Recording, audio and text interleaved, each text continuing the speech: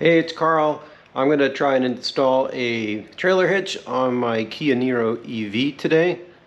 So first of all, my car is a Kia 2022 Niro electric, and the trailer hitch that I got is the Torklift Central. You can see the model number there. So it comes as a single unit, ready to bolt up with a bunch of hardware, fishing tools, all that kind of fun stuff. So first of all, I put the car up on some ramps. So you need something solid to work under. Do not work under a jack. Jack stands will work as long as they're properly rated, that sort of thing.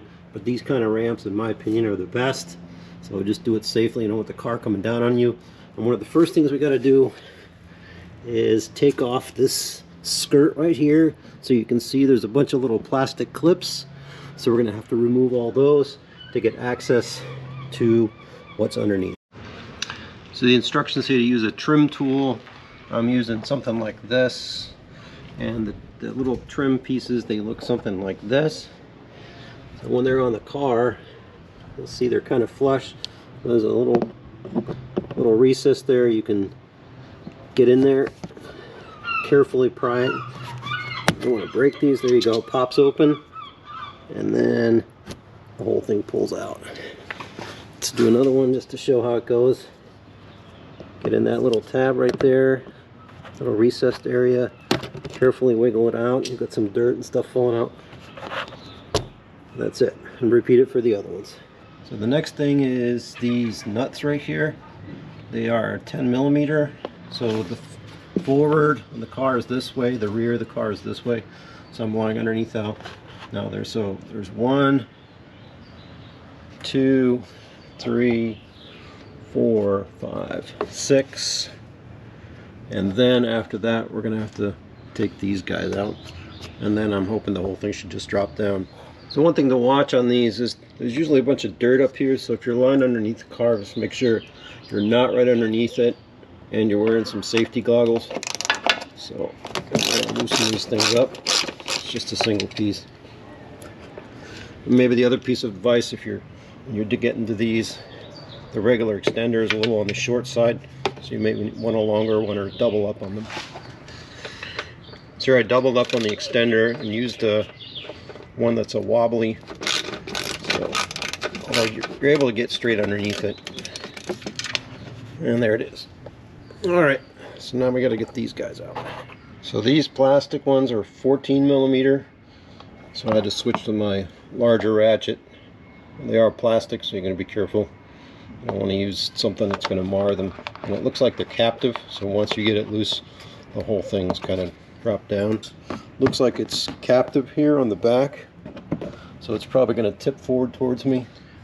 Now, sure enough, when I got this one loose, so now the whole thing is tipping forward, and it's hinged on these in the back. I'm going to pull it towards the front of the car, let it loose, and there's going to be a bunch of dirt dropping down, so again, be careful with your eyes.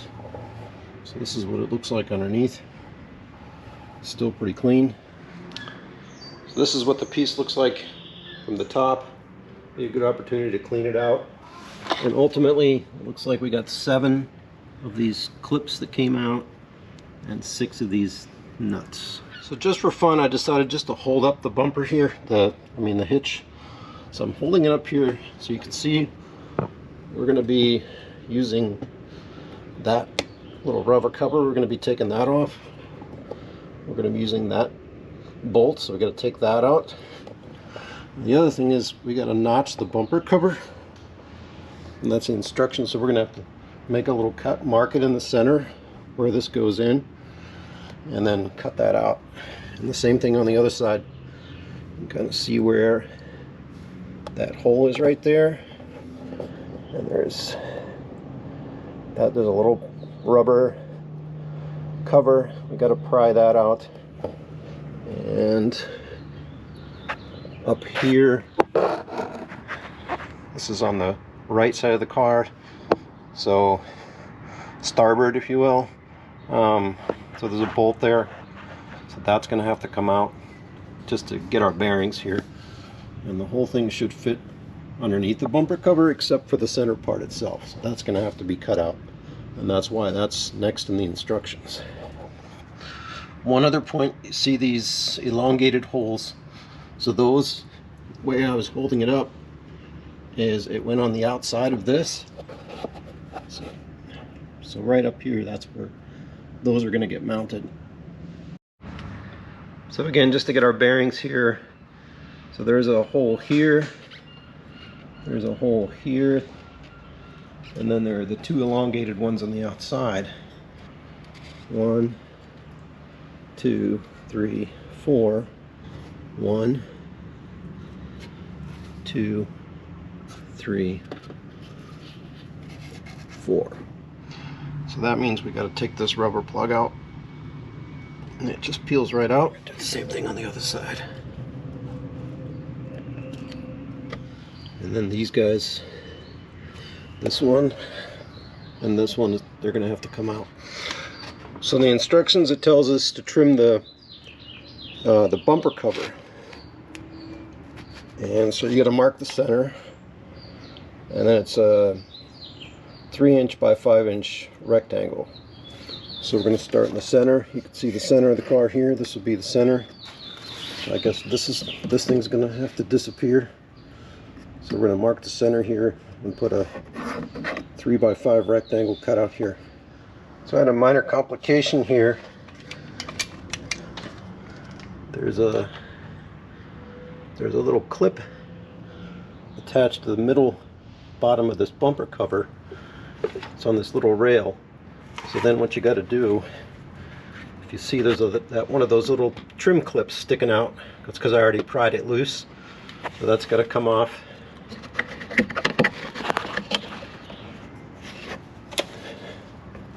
And now it's detached because we need to make the cut right in this area. It's got to be loosened. So that trim piece has to come off. So I marked it on here, but it seems like 5 inches wide. It seems like extreme overkill. There is that little gusset piece right there that needs clearance. I think that's the important thing. So I think I'm going to start with a smaller rectangle, since I can always cut a bigger hole. So looking at this gusset piece, it's really only about 1.5. It's hard to see in the sunlight here. About 1.5 inches wide. So for now, I made this rectangle here about 2 inches wide and 1.5 inches deep. I just made a couple passes with the utility knife, and it's cutting through there. So it turns out you have to cut a little bit more than 2 inches deep, meaning front to back, just because there's this whole clip underneath. Otherwise it's not going to come off as it is. I kind of took the end off of it, so I'm guessing it's more like a 2x2. So the next part of the instruction is to notch the bottom panel, the bottom cover that we took off, but I think I'm going to do that last. So the next thing to happen is we got to put in the vertical mounting hardware, and this is where it gets a little tricky. This is using that fishing wire. It has to go into this hole, and we do use that fishing hardware because there's a rectangular piece that has to be pushed in sideways. So actually, before we do that, I forgot I need to remove these bolts right here, because otherwise these aren't going to line up right. So this is a 14 millimeter. It needed a little bit of breaking loose first, but take that out. I believe this is going to get replaced, so I don't think we'll need it anymore, but we'll put it aside for now. There it is. So we're going to need that hole. We're going to do the same thing on the other side here.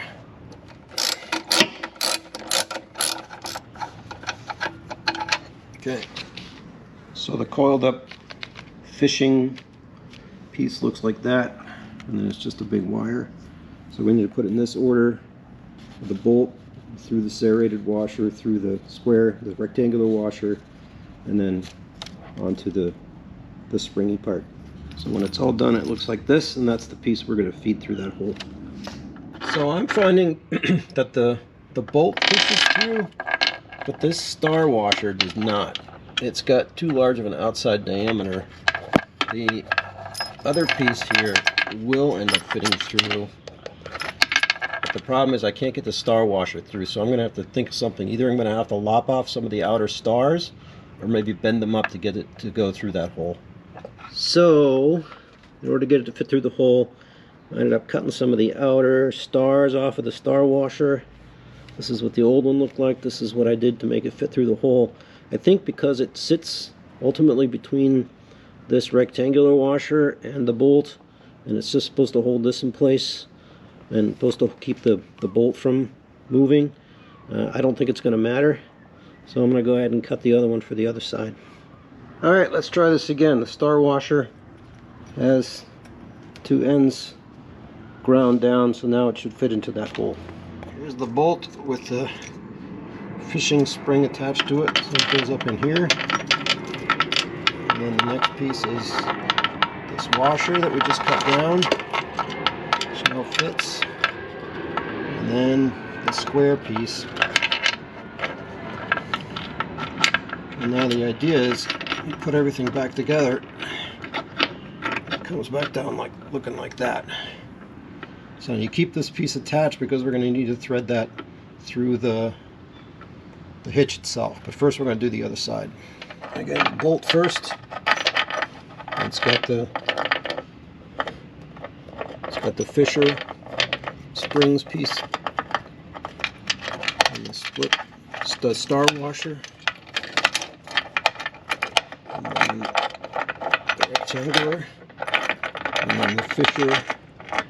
We'll line them all and you leave them hanging. Now next we're going to raise the hitch into place, and then we need to secure it with something.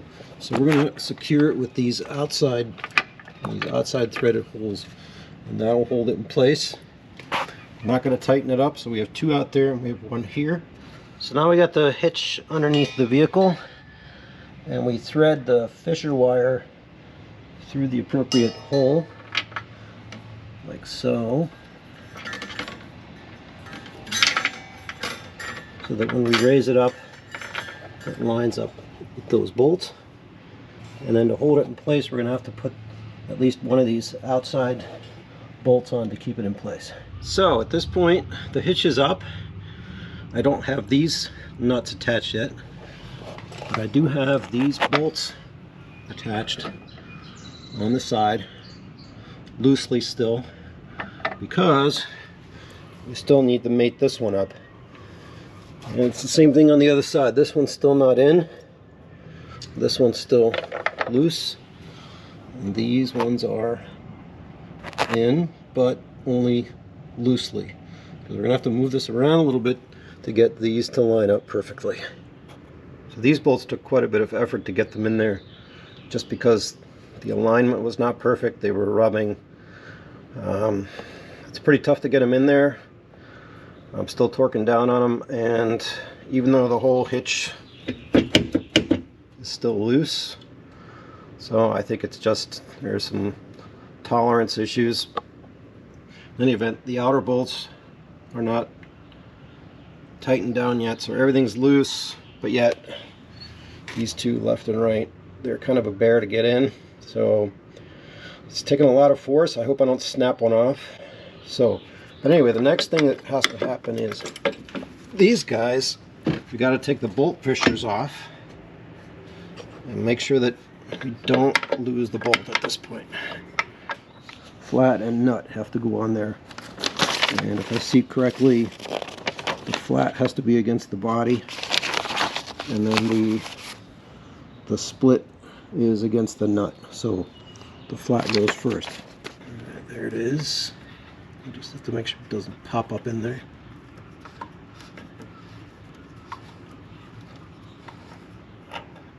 Okay, so Fisher wire is off.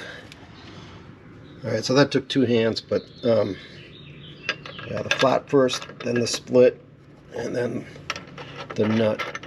So we're still going to keep that a little bit loose and then tighten everything down one at a time.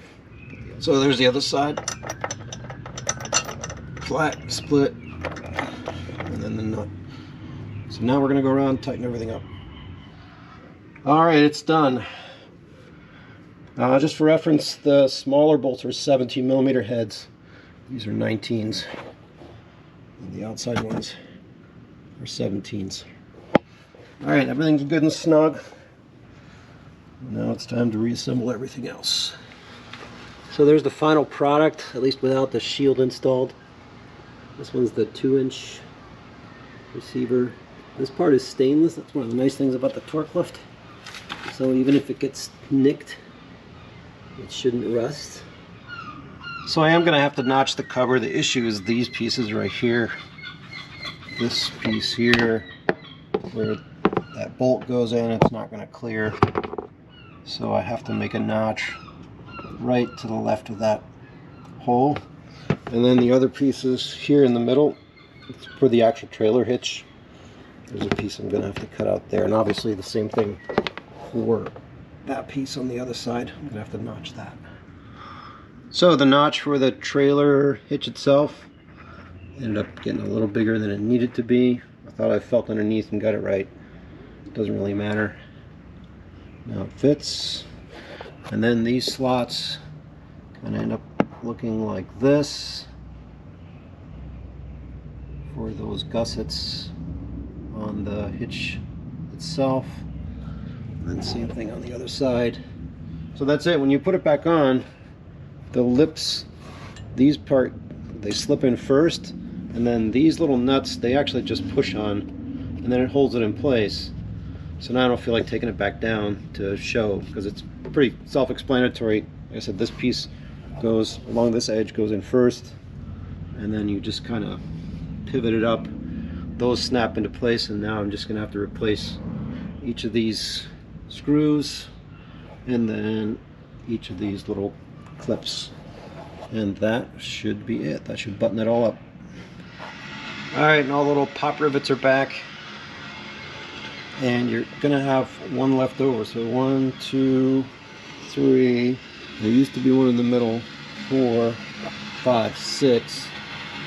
So originally I had 7, and there was another one that was popped out somewhere else, that something I had to cut away. So I ended up with 2 extras plus these 2 bolts.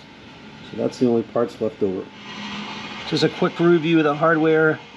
The little molding nuts at the beginning and at the end, those are 10mm.